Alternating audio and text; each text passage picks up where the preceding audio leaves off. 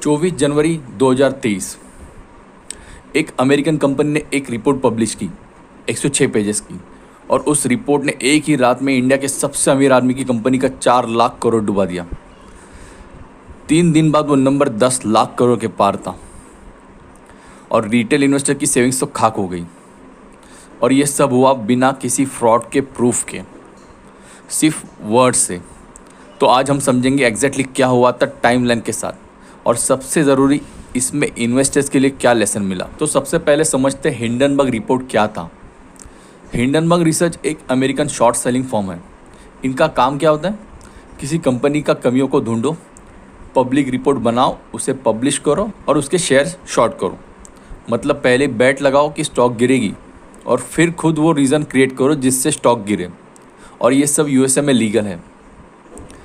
उनकी अदानी के रिपोर्ट में 88 सवाल थे और मेन पॉइंट्स ये थे। अदानी ग्रुप ने शेल कंपनी यूज़ की थी मॉरिशस और कैरेबियन आइलैंड्स में।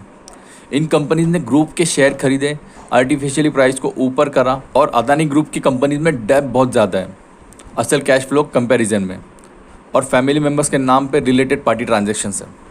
और ये रिपोर्ट से प्रूव हुआ कुछ भी? ऑफिशियली नहीं, लेकिन मार्केट ने रिएक्ट किया इमीडिएटली। तो नेक्स्ट पार्ट में देखते हैं 3 दिन की टाइमलाइन। अब देखो एग्जैक्टली क्या हुआ था day by day.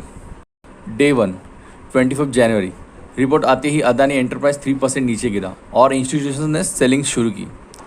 Retail investor confuse थे, खरीदे या बेचे।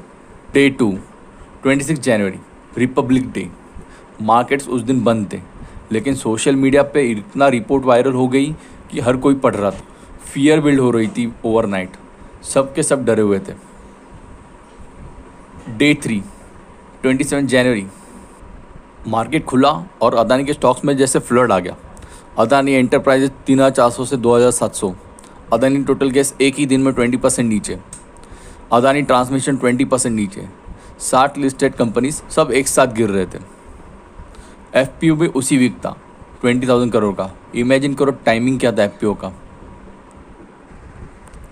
अब यहाँ स्टोरी इंटरेस्टिंग होती है। अदानी इंटरप्राइज का जो एफपीओ था, जिसमें कॉमन इन्वेस्टर ने पैसे लगा रखे थे, वो ओवर सब्सक्राइब्ड हो गया था। मतलब लोग पैसे दे चुके थे और स्टॉक नीचे जा रही थी। तो यहाँ पे गौतम अदानी ने क्या किया? एक अनएक्सपेक्टेड डिसीजन लिया। उन्होंने एफपीओ वापस ले लिया, पैसे इन्वेस्टर को रिटर्न कर दिए। उन्होंने कहा मार्केट वोलाटाइल है, इन्वेस्टर का इंटरेस्ट पैरामाउंट है, और ये मूव एक्चुअली मार्केट में एक सिग्नल दे गया कि कंपनी फाइनेंशियली स्ट्रांग है, किसी को फोर्स नहीं कर रही है कि लॉस में इन्वेस्ट करने के लिए। और ये एक बहुत बड़ा मास्टर मूव था अदानी की तरफ से। अगले कुछ हफ्ते में जीक्यूजी पार्टनर्स, एक अमेरिकन इन्वेस्ट फर्म, उसने 15,000 करोड़ अदानी के शेयर्स में लगाए, और ये एक स्ट्रांग वोट ऑफ कॉन्फिडेंस था। अब आते हैं उस बात पे जो आपकी काम की है। Lesson number 1, concentration risk. जिसके पास सिर्फ अदानी के, उनका पोर्टफोलियो 40 से 50% डाउन हो गया 3 हफ्ते में। डाइवर्सिफिकेशन बोरिंग लगती है जब मार्केट ऊपर होती है, और तब याद आती है जब मार्केट में ऐसे पंगे होते हैं। लेसन नंबर 2, न्यूज़ पे डायरेक्टली ट्रेडिंग मत करो। जो लोग 25 जनवरी को घबरा के बेचे थे, उन्होंने पीक लॉस पे सेल किया, और स्टॉक है ना 2-3 वीक के बाद रिकवर हो गए थे। Panic selling is almost always wrong. Lesson number 3, fundamental और प्राइस दोनों देखो। कोई भी स्टॉक कितना भी पॉपुलर हो, अगर डेब्ट बहुत ज़्यादा है और कैश फ्लो वीक है तो वो रिस्क है। और हिंडनबर्ग ने विजिबल किया अदानी स्टॉक्स में, क्रिएट नहीं किया। And in the end Adani group आज भी एग्जिस्ट करता है। स्टॉक्स रिकवर हो गए और 2x 3x हो गए, और गौतम अदानी इंडिया के टॉप 5 रिचेस्ट में है।